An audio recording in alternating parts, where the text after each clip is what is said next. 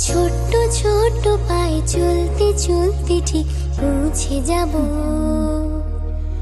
সেই চাঁদের পাহাড় দেখতে পাবো। সেই চাঁদের পাহাড় মাথায় যাহার রামধনু রাঙা হয় দেখতে পাবো, ঠিক পৌঁছে যাব। এই ছোট্ট ছোট্ট পায়ে চলতে চলতে ঠিক